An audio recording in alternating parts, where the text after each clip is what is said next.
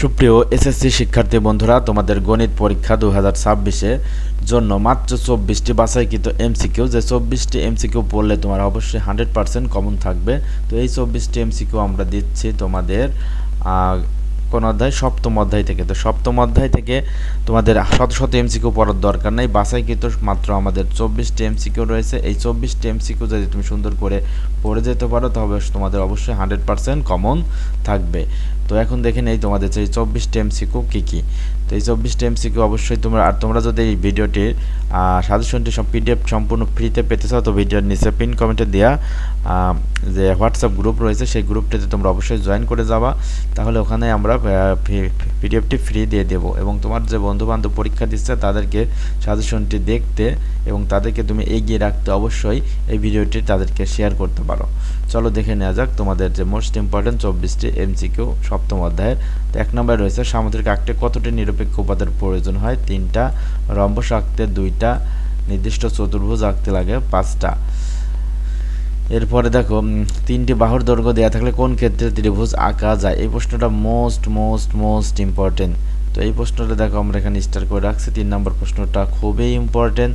তো এই প্রশ্নটা কিন্তু তোমার মুখস্থ না, তুমি একটু খেয়াল রাখবে যে ত্রিভুজ অঙ্কন সম্ভব কিভাবে হয়। তুমি দেখবে যে 3টা বাহু তো দেওয়া থাকবে অপশনে, তো এই ছোট 2টা বাহু যোগ করবা। দেখো এখানে আমরা 3 এবং 5 যদি যোগ করি তাহলে আমাদের কত হয়?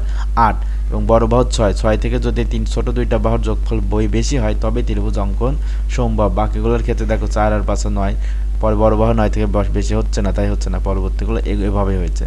5 নাম্বার ত্রিভুজ পিকিউ আর আঁকার জন্য কোন তথ্যগুলো জানা প্রয়োজন?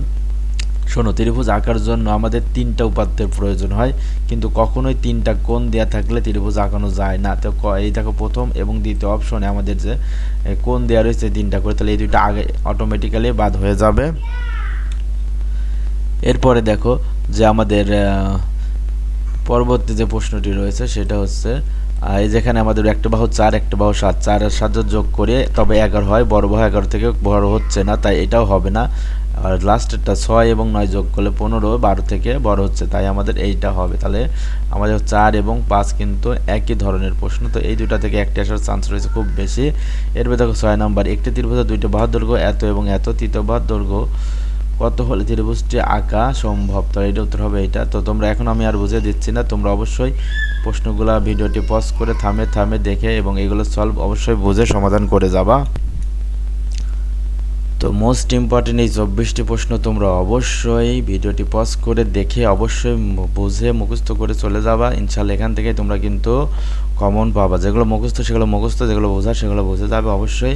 আর পিডিএফটি আমরা আমাদের কিন্তু হোয়াটসঅ্যাপ গ্রুপে দিয়ে দেবো, সেখানে জয়েন করে অবশ্যই পিডিএফটি নিয়ে সুন্দর করে পড়তে পারো। আর ভিডিওটি ভালো লাগলে তোমাদের অবশ্যই লাইক করবে এবং তোমাদের প্রিয় বন্ধু বান্ধবদের অবশ্যই ভিডিওটি শেয়ার করবে। ধন্যবাদ সকলকে।